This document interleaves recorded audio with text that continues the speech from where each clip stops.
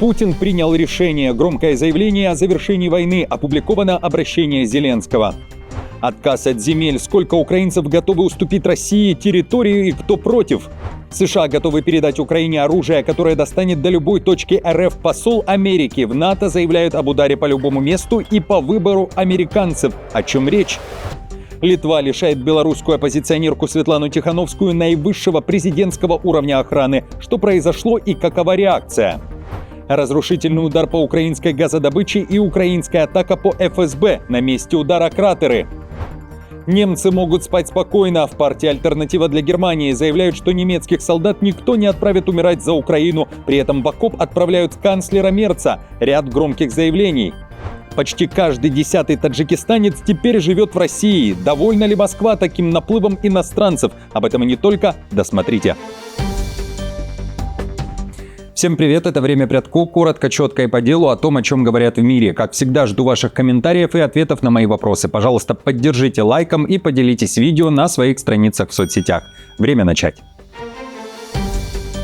Литва лишает белорусскую оппозиционерку Светлану Тихановскую наивысшего уровня охраны. Власти объявили, что теперь ее больше не будут охранять как главу государства. Теперь безопасность будут обеспечивать сотрудники уголовной полиции. Об этом пишет издание LRT. Автор материала также приводит мнения отдельных политиков и аналитиков, которые говорят об этом событии вот что.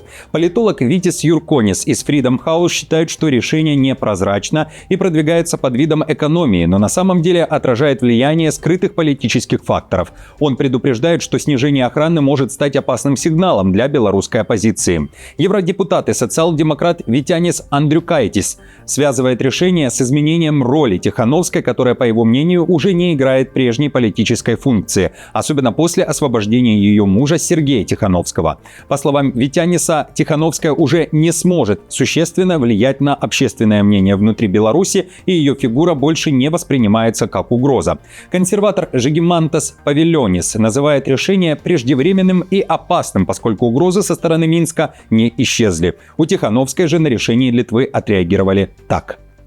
Мы остаемся мишенями для режима, и Светлана Тихановская – враг номер один для Лукашенко. Мы знаем, что он ранее физически устранял своих оппонентов.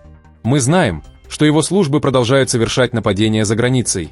Не нужно далеко ходить. В Вильнюсе за последний год были атакованы магазины, культурные центры и церковь. Еврокомиссия объявила о начале внутреннего расследования после сообщения о том, что венгерская разведка шпионила за институтами ЕС и их сотрудниками. Скандал разгорелся после публикации расследования консорциума европейских СМИ. Журналисты утверждают, что в период, когда Оливер Вархеи занимал пост посла Венгрии при ЕС, в Брюсселе действовала сеть фиктивных дипломатов, выполнявших задания венгерской разведки. Источники утверждают, что некоторых завербованных поощряли деньгами и карьерными обещаниями, убеждая, что слежка за чиновниками ЕС – это патриотический долг. Комиссия, разумеется, принимает к сведению все сегодняшние сообщения по данному вопросу, согласно которым венгерская разведывательная служба вела шпионские операции против ЕС и некоторых членов его персонала. Как обычно, комиссия относится к подобным обвинениям чрезвычайно серьезно и остается приверженной защите сотрудников, информации и сетей Еврокомиссии от незаконных действий по сбору разведданных.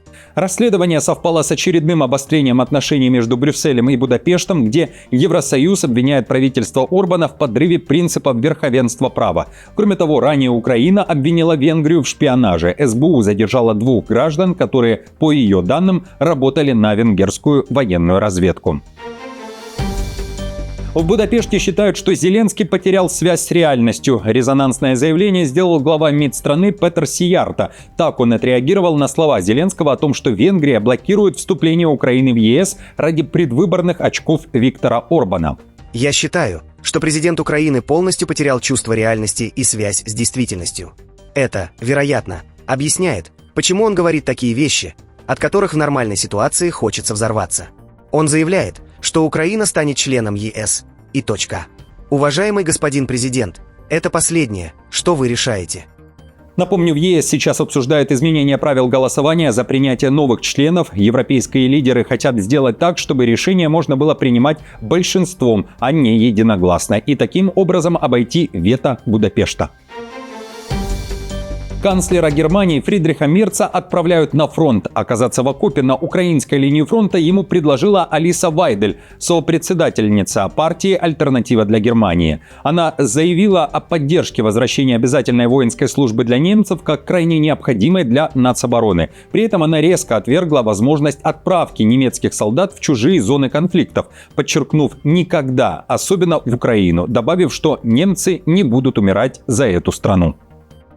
Пусть Фридрих Мерц отправится на фронт, в Украину. Пусть он сам служит. Или Ларс Клингбей. Или все эти уклонисты от войны из фракции СДПГ. Пусть докажут, на что они способны, если хотят продолжать эту войну. Хотелось бы на это посмотреть.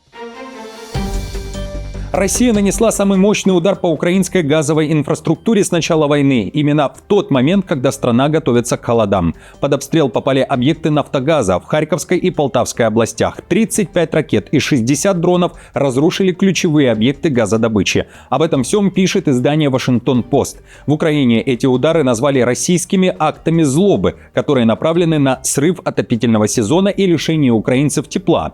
Россия же, в частности, Минобороны РФ, называет атаку успешной, заявив, что целью были объекты украинского военно-промышленного комплекса и инфраструктура, обеспечивающая их работу. По данным агентства Bloomberg, удары вывели из строя около 60% газодобычи Украины, что вынудит страну закупить дополнительно до 4,4 миллиарда кубометров газа, почти пятую часть годового потребления. Украинские власти эти цифры не подтвердили. Уже за полночь были нанесены удары по энергетическим объектам. Полыхало в Днепре, Кривом Роге, Запорожье, в Черкасской области. Нанесен был удар и по Киеву, в том числе и баллистический. В столице прозвучала серия взрывов. Сообщалось об ударах и по ТЭЦ-6. Местные СМИ также писали и о повреждениях жилых домов. Во многих украинских городах после ночной атаки начались проблемы с электроэнергией.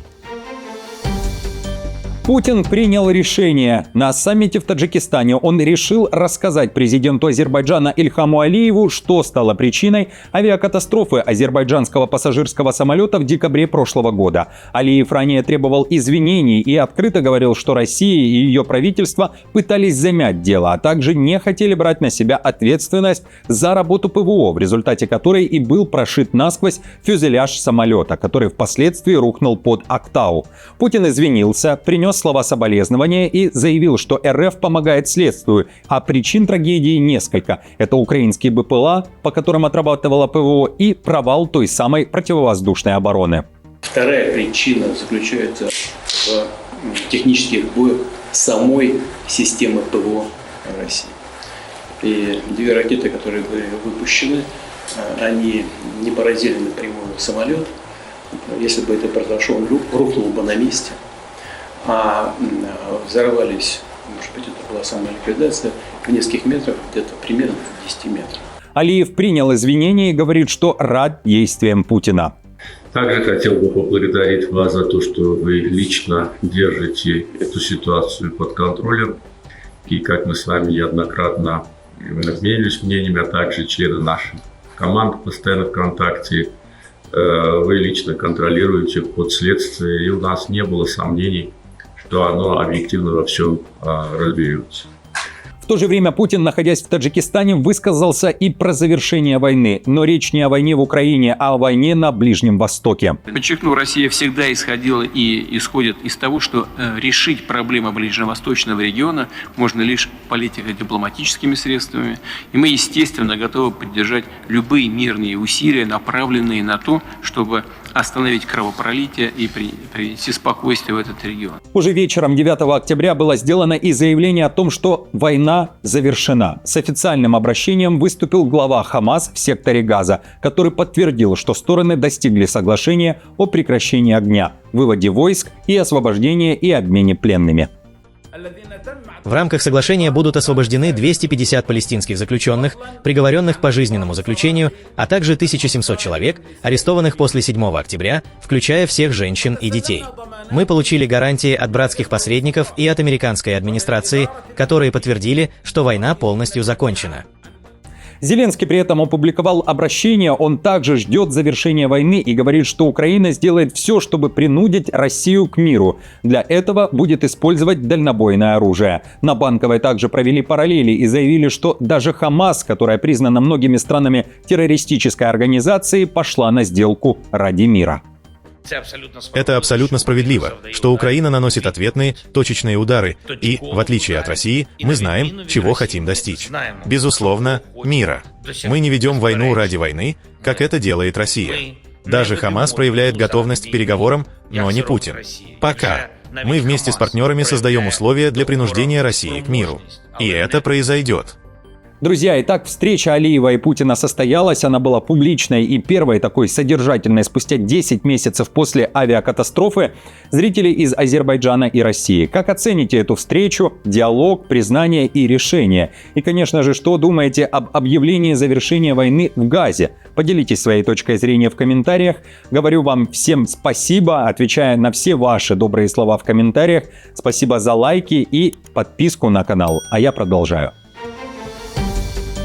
В Украине незначительно выросла доля украинцев, которые готовы к территориальным уступкам ради мира. Об этом сообщает Киевский международный институт социологии, который опубликовал новые данные. Если в 2022 году тех, кто допускал отказ от земель, было лишь около 10%, то в 2025 году уже примерно 38% респондентов допустили возможность уступок. При этом 54% по-прежнему категорически против любых потерь территорий, хотя в 2022 году таких было 82%. Эксперты КМИС отмечают, что украинцы по-разному воспринимают понятие территориальные уступки. Больше всего отторжения вызывают, как уточняют социологи, официальное признание оккупации. Против этого выступает 2/3 граждан. Передача подконтрольных городов Украины вроде Херсона или Запорожья под контроль России неприемлема для 7 из 10 опрошенных. Во всех регионах вариант с официальным признанием отдельных территорий частью России или даже передача под контроль России территорий, которые сейчас контролирует Украина, не пользуется поддержкой. То есть эти требования являются неприемлемыми для украинцев в целом и во всех регионах. В то же время поддержка варианта с де-факто признанием контроля России над отдельными территориями увеличивается с 26% на Западе до 46% на Востоке. Хотя даже на Востоке мнения по этому вопросу разделились практически поровну, что означает, что нет ни одного региона, где этот вариант пользовался бы преобладающей поддержкой. КМИС уточняет, что опрос проводился методом телефонных интервью среди 2015 взрослых граждан Украины, проживающих на территориях, подконтрольных украинскому правительству, не опрашивали жителей территорий, которые под контролем России, а также граждане, выехавшие за границу после 24 февраля 2022 года. США готовы передать Украине оружие, которое достанет до любой точки России. Соединенные Штаты располагают грозным и мощным вооружением, которое пока не используется в Украине. Это была цитата. Такое угрожающее заявление сделал посол США в НАТО Мэтью Уитакер во время Рижской конференции, подчеркнув, что Вашингтон обладает средствами, способными нанести серьезный ущерб в любом месте и в любое время по нашему выбору. Это также была цитата. Американский посол также считает, что в России сейчас паника из-за разговоров о возможной передаче Украине ракет «Томагавк», способных поражать цели на дальних расстояниях.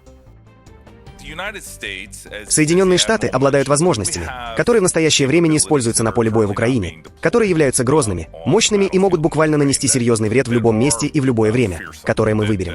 И некоторые из них потенциально будут продолжать передаваться в Украину для использования, и это может изменить позиции.